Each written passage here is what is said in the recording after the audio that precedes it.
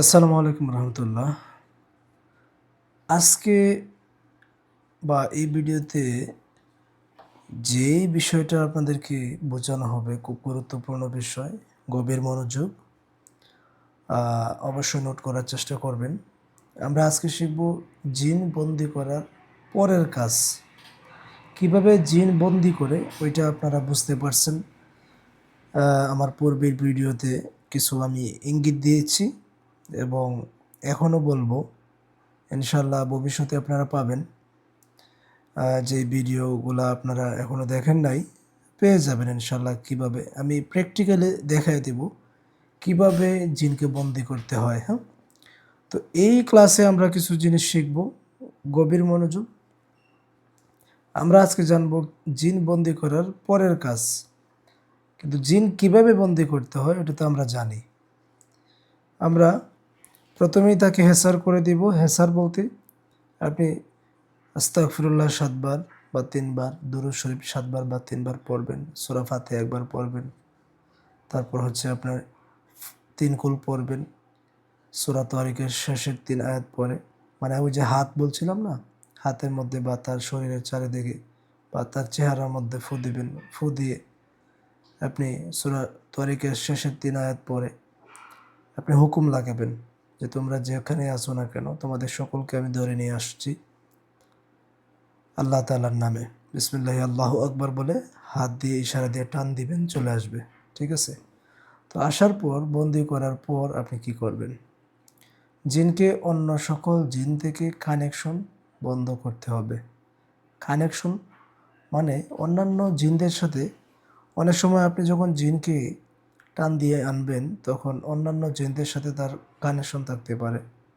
ঠিক আছে? তো অন্যান্য জিন যারা রোগীর শরীরে আসে নাই বা আপনার টানে আসে নাই, ওরা দূর থেকে জাদু করে তাকে সাহায্য করতে পারে। এজন্য তার কানেকশন বন্ধ করে দিবেন, সংযোগ বন্ধ করে দিবেন। কিভাবে করবেন?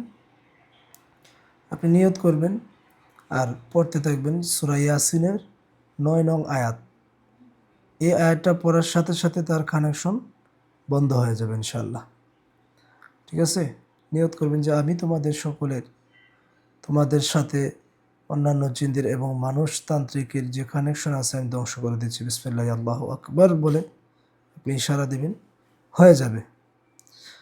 মনে রাখবেন আপনার নিয়তই হচ্ছে সবচেয়ে বড় অস্ত্র। আপনি বলছেন হয়ে গেছে, সোজা কথা, শেষ। এখানে কোনো সন্দেহ রাখবেন না, হয়েছে কি হয়েছে না, হয়েছে কি হয়েছে না, এরকম কোনো কথা নেই। হ্যাঁ, আর যারা প্রথমে আমলগুলা দিছি, আমলগুলা শিখবেন। আপনাদেরকে কিছু রুকায়ার আয়াত দিছি, ওইখানে বদনজরের আয়াত আছে, আয়াতের শিফা আছে। ঠিক আছে? জাদুর আয়াত আছে, এই সবগুলো মুখস্থ করে নেবেন, আমি দিয়ে দিছি, মুখস্থ করে নেবেন ইনশাল্লাহ। আচ্ছা, ২, জিনের সকল জাদু নষ্ট করে ফেলতে হবে। কিভাবে জাদু নষ্ট করবেন? আপনার যে শাহাদত আঙ্গুল আছে, আঙ্গুলের মধ্যে বিসমিল্লাহি আল্লাহু আকবার বলবেন এবং আঙ্গুল দিয়ে ইশারা করবেন, রোগীর শরীরে ক্রস মারবেন। ক্রস যেভাবে আমরা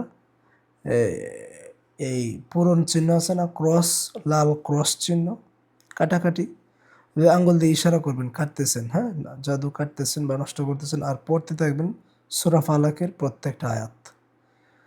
এক একটা আয়াত পড়বেন, এক একটা কূপ দিবেন, এক একটা আয়াত পড়বেন, এক একটা ইশারা দেবেন। বিসমিল্লাহ আল্লাহু আকবার, কুল আউযু বিফালাক মিন শাররি মা খালাক মিন শাররি গাসিকিন ইযা ওয়াকাব, এভাবে ফু দিবেন আর নিয়ত করবেন আর জোরে বলবেন যে তোমাদের সমস্ত জাদুটুকু আমি ধ্বংস করে দিচ্ছি। বিসমিল্লাহ আল্লাহু আকবার বলে ফালাক পড়বেন। কানেকশন বন্ধ করবেন এবং অদৃশ্য করতে হবে। কীভাবে অদৃশ্য করবেন? জিনদেরকে এই রোগীর শরীরে অথবা কোনো মানুষকে বা আপনি নিজেকে অদৃশ্য করতে সূরা ইয়াসিনের ৯ নং আয়াত পড়বেন। ঠিক আছে? আচ্ছা, আঙ্গুল ঘুরিয়ে যখন বন্দি করার হুকুম হয় লাগাবে তখন জাদু নষ্টের আয়াত পড়ে এবং সূরা ইয়াসিনের ৯ নং আয়াত একসাথে পড়ে এইভাবে হুকুম লাগাবে, তোমাকে আল্লাহ তাআলার হুকুমে, আল্লাহ তাআলার কালামের শক্তিতে বন্দি করলাম এবং তোমার বা তোমাদের সমস্ত জাদু ধ্বংস করলাম এবং তোমাকে অদৃশ্য করে ফেললাম। ঠিক আছে? সংযোগ বিচ্ছিন্ন করার জন্য সূরা তাওবার ১ নং আয়াত পড়বেন, অথবা সূরা ইয়াসিনের 9 নং আয়াত পড়বেন, অথবা সূরা আম্বিয়ার 1 নং আয়াত পড়বেন। আশা করি বুঝতে পারছেন, হ্যাঁ? তো এই ক্লাসটা খুব গুরুত্বপূর্ণ বিষয়।